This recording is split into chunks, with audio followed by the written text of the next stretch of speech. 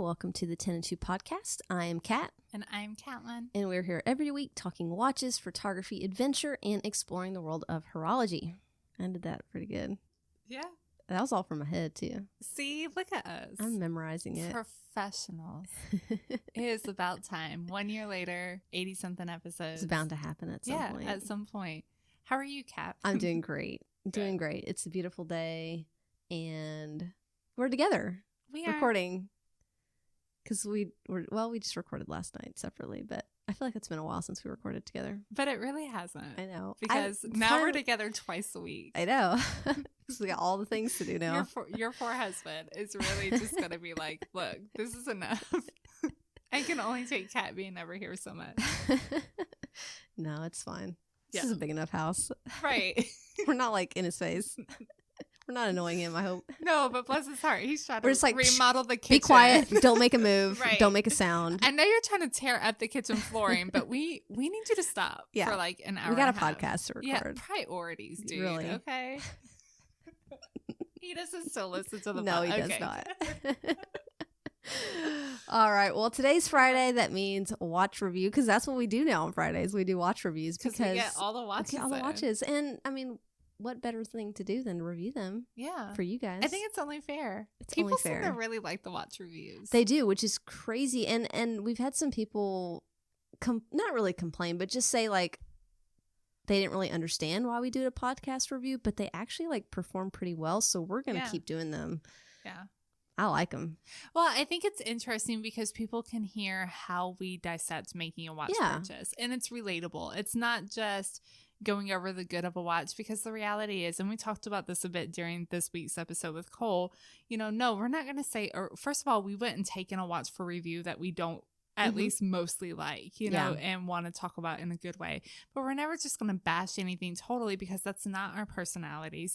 And it's disrespectful to people who've put in so much work to design this watch, and to brands who reach out to us. And I never want to do something like that, because I hope that people don't just openly bash us. We're even though sometimes, but it's okay. We're tough. Are we? No, we're gonna go cry to corner. No, at the end of the day, we're podcasts, and while we do website stuff and we have articles, we are still podcasters at heart. So this is the easiest and fastest way to get this stuff to you guys, to be honest with you. So you should be happy. And today we have something relatively new to review. This came out like 2 weeks ago. I was shocked that we actually got one. I know. Shout out to BJ at Oris, because we have the Oris Hangang limited edition that was just announced about 2 weeks ago. Yeah, pretty much 2 weeks ago now. Yeah, super excited. So we actually discussed this during our podcast. If I was proactive, I would have had the number for it, but it was like 2 weeks ago, so you guys can find it. So this is a new limited edition Aquis. So it's based off of the Aquis series. And of course, we've talked about Oris and their passion for the environment 1,000 times, and they didn't disappoint this time either. No. So this one has the aim of supporting the Seoul Hangang River. Okay, so it partners with the Korean Federation for Environmental Movements. And so basically they're actually planning a series of scheduled cleanup days during which hundreds of local volunteers will be working alongside the river to pick up litter and plastic. And they're really interested. This river is such a vital source of water for the community that serves 10 million people. So it's definitely a really awesome cause and super exciting, because it's kind of an awesome watch too. It is really cool. Even though it's green, I'm saying that. So that means a lot. That's something. So Kat, why don't you go over the specs, because you've had a little bit more time with this than I have. So what are the specs on this piece? So this watch comes in at $2,600. It is limited. I think you may have just mentioned this, 2,000 pieces. 2,000. Okay. Mm-hmm. And it's 300 meter water resistant. Now I'm going to read off the measurements, not that are on Oris's website, but the ones that I took, which are pretty close, but I like to get a little bit more detailed, especially since we got all fancy and we got our calipers now. What? Yeah. Digital too. It is honestly like, it's kind of fun to measure everything. Like I'm finding I'm getting all my watches. I'm like, oh, my Rolex Explorer is 39 millimeters. It's not 40 like they say. How dare they? How dare they? Who are they to They're lie fooling to people. consumers? 1 millimeter. I'm telling That's you. a big difference It is to actually. a lot of people. Sometimes it can be. So this watch comes in at 43.4 millimeters wide. Now with the crown, that case ends up being 47.2 millimeters wide. It has a 49.7 lug to lug. So that's very close. I think 50 is kind of like your and my, like our limit kind of. It's close. It's really close, but it works. It works. Now with the Oris Aquis, they kind of have sort of an integrated bracelet. You can't put any strap on it. You have to buy an Oris strap for these. And that starts out at like 24.5 at the lugs, but then it tapers down to 17.7. That's one thing that I love about these Aquases, and I love when you wear yours because you can really see that taper on the wrist. It's big, and I love like a drastic taper. Yeah, most definitely. Sapphire crystal here, stainless steel case and bracelet, unidirectional rotating bezel. The movement they use is the Oris 743, which is based on the Sellita 220-1 movement. Oh, I did measure. You started measuring the crown, I think, on our last review, didn't you? Yeah, because was it the fair? Yeah. So I measured the crown, and it's 7.2 millimeters. So it's pretty easy to grasp and to unscrew. And there's a screw down crown with this watch as well. And it's 12.9 millimeters thick, which actually is not that thick for this watch. I thought it was gonna be way thicker. No, so I was really surprised. It looks like it's way thicker. And then just kind of describing the dial, it's this beautiful bright green. And then the bezel has this more darker, not really, what is the shade? More like a hunter green bezel, ceramic bezel. That's the inlay there. But the dial itself is like, I don't want to say Hulk. Well, the dial does that thing that Oris is so great at, and that's the gradient dial. So it's so bright right there in the center. It reminds you of maybe not necessarily Hulk. It's not. It's not. It's green. Like the Hulk hue in color, but it's much brighter. Right. So the Hulk, to me, the ones that I have seen are actually pretty dark in person. This is a much lighter shade, and when the sunlight hits it, and I've got some pictures that we'll post of it in the sun to show how bright it gets. Right. It's so green. And then it has the gradient out towards this more hunter green around it. Now, one thing that I really like about this is I like the small seconds at the 9 o'clock. I think all right. Well, we'll talk about this later then. So it has a small seconds, whether we like it or not, small seconds at 9 o'clock. And then it also has a date relief, which is essentially it's a wheel on the inside of the dial. Yeah. Which is different. It's different. Yeah. I like it. I really do.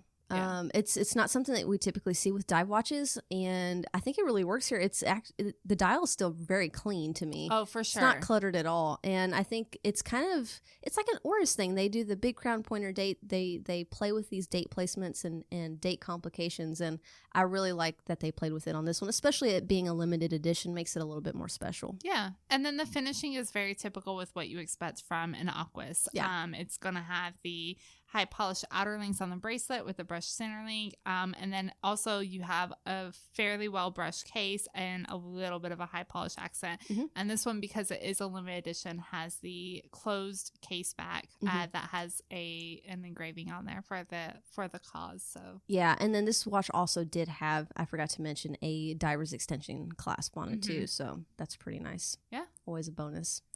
All right, well, let's get into some of the questions here. Yeah, let's talk about... So if we were buying this watch, these are 5 questions that we ask ourselves, and they're at least consider a little bit, and kind of breaking it down. So our first thing is our favorite and our least favorite feature.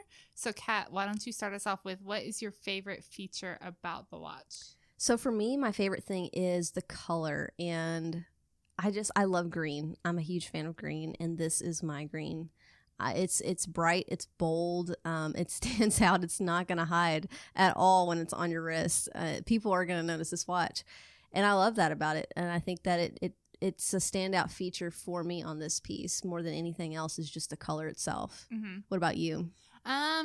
I like the subtle attention to detail that Oris did with this watch. So I mentioned earlier about the gradient dial. It's not just that they made a green watch, because there's tons of green dial watches out mm-hmm. there, but the detail of taking it from this really bright green to this dark hunter green right at the edge of the minute track, it looks very natural. It mm-hmm. doesn't look, like a forced coloration. It looks like it flows very well. But then to take the bezel and match the ceramic bezel to that exact shade of green that's on the outside of the minute track, so that flow continues into the bezel. I think that was one thing that I wasn't necessarily expecting. Like, you kind of notice it in pictures, but when you see it, like, you can see how well it matches. And I know ceramic is incredibly difficult to work with, especially in colors. So I can only imagine how many different variations and different samples that they must have gone through to have gotten this color match this well. But that's a really great detail. And I think that's something that Oris is so amazing at for their price point. Mm-hmm. Are those little nuances that enthusiasts are going to enjoy. They're really in tune with what we watch collectors are wanting. Yeah, absolutely. Least favorite feature. Least favorite. So for me, the sub-second at 9 o'clock. Okay.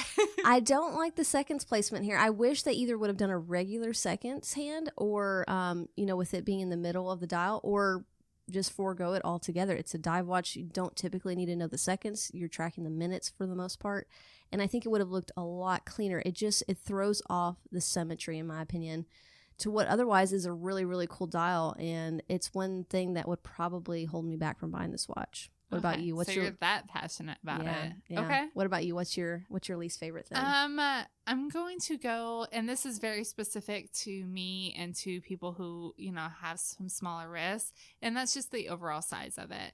Now, that being said, the Oris Aquis comes in a ton of different size options, ton of different dial colors. So I think there's like 90 variations or something like that. Yeah, you can find something. But since we're talking about this exact watch, I remember when I started looking at Oris and when I started looking at the Aquis basically came in this 43.5 millimeter size and the 36 millimeter size. Yeah. And I remember taking my 42 millimeter Planet Ocean off and really trying to make this 43.5 millimeter work. And it doesn't on my wrist personally. Yeah. We have about a 6.5 inch wrist. We each have the same wrist size. The lug to lug, it is right there, but I don't know. And the lug to lug is fairly short for how big the watch is. And you would expect it to wear differently, but the Aquis just kind of wears a little bit bigger anyways. Yeah, they do.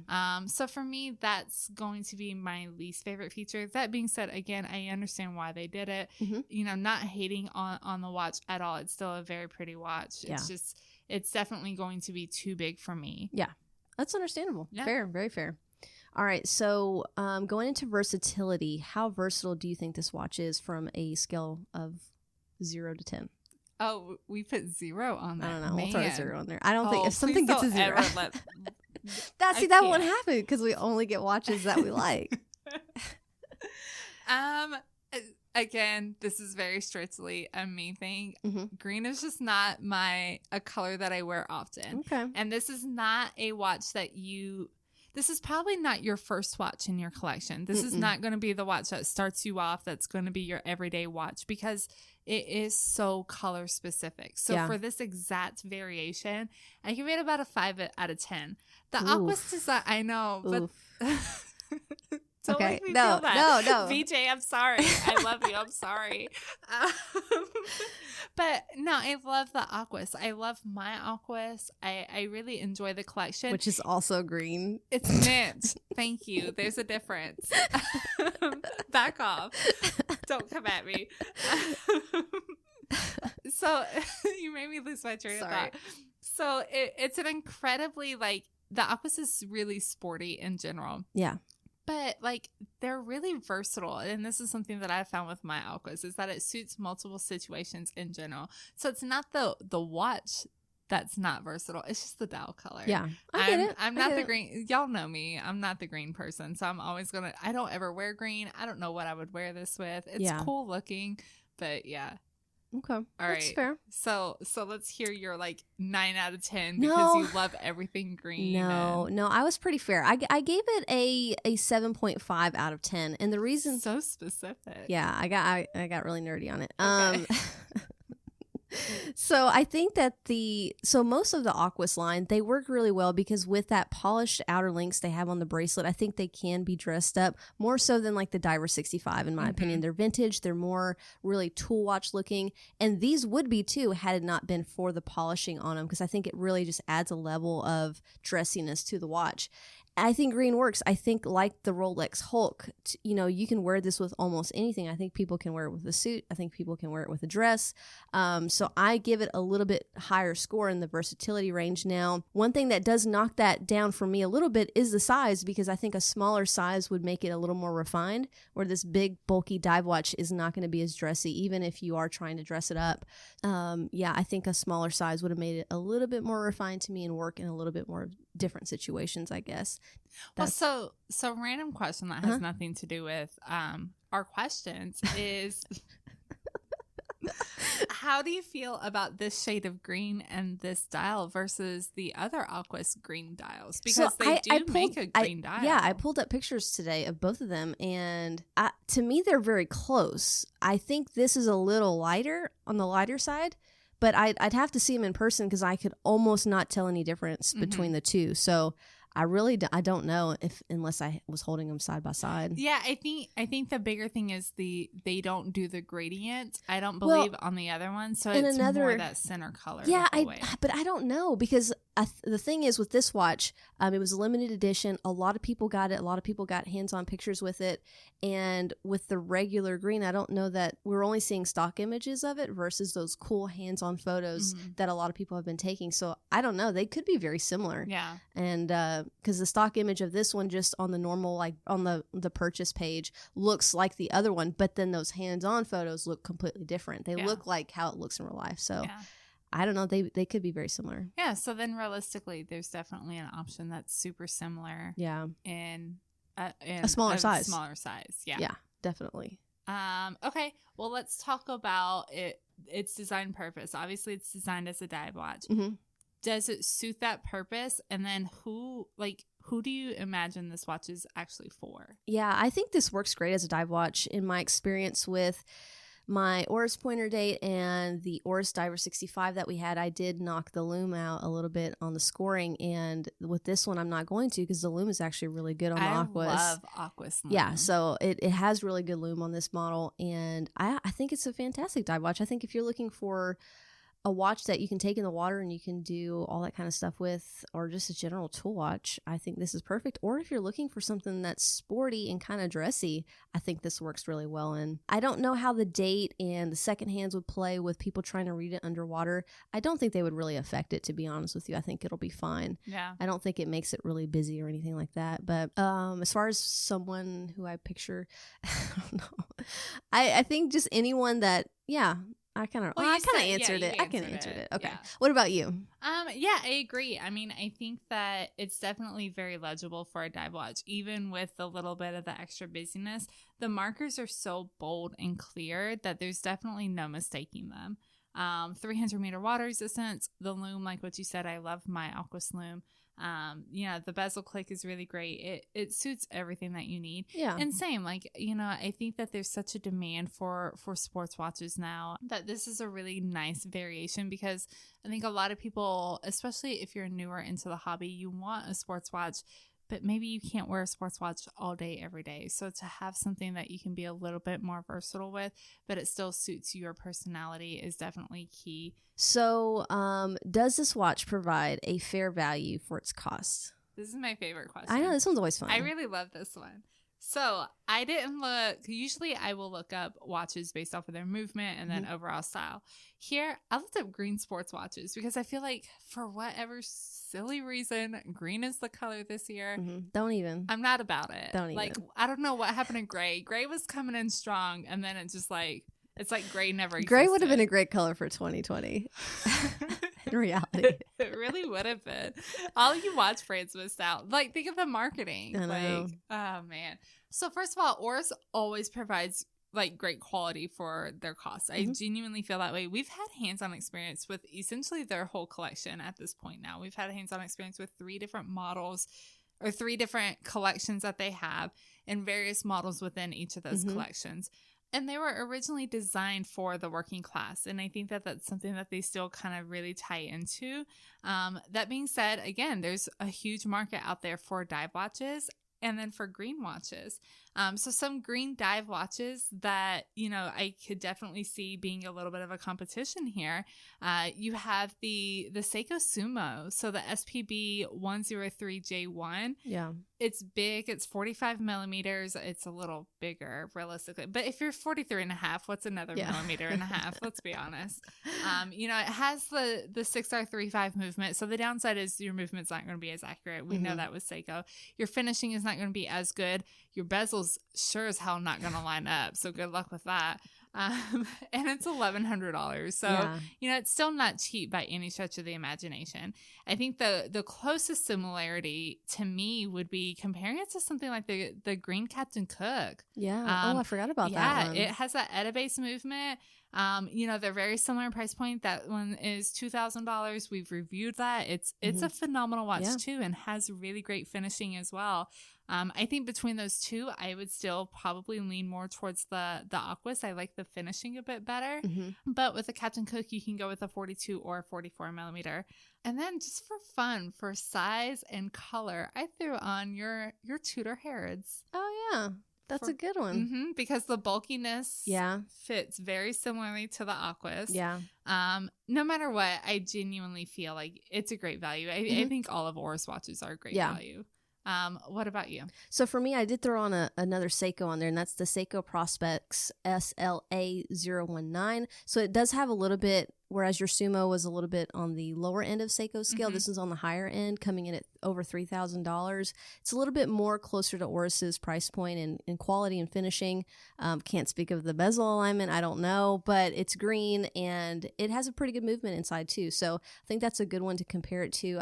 Again, the Manta Ocean King I'm going to throw in there. They don't offer it in green yet. I'm trying to get those guys to make a green dive watch. So the Manta kind of comes in a little bit higher at over $2,000, and you know, we know it punches a little bit above its weight. And then I threw on the Rolex Hulk, which is a huge price jump there. You're talking about close to $9,000. That's if you can even get one. Right. But really, that to me is very, if you like the Hulk, and granted, this is a little bit bigger, but it still wore well. Like, I could pull this watch off on a 6.5 inch wrist. Sure. I could definitely pull off the Hulk. But if you like the aesthetics of the Hulk and you know you're never going to be able to afford one, or you're never going to be willing to pay for one, this is a great option. It is. I mean, it reminds me of a Hulk. The color, the bezel, everything about it. So I think it's a good alternative for those folks that like that. Yeah, no, I would totally agree with that for sure. Okay, so let's get into last question and final thoughts. Okay. Would this watch get regular wear in your collection? Would it last long term in your collection? What do you really think about it? I actually think that this would last. I think it's my kind of watch. It's a diver. It's a little dressy. It has some polishing to it. So I think it would last just on those merits alone.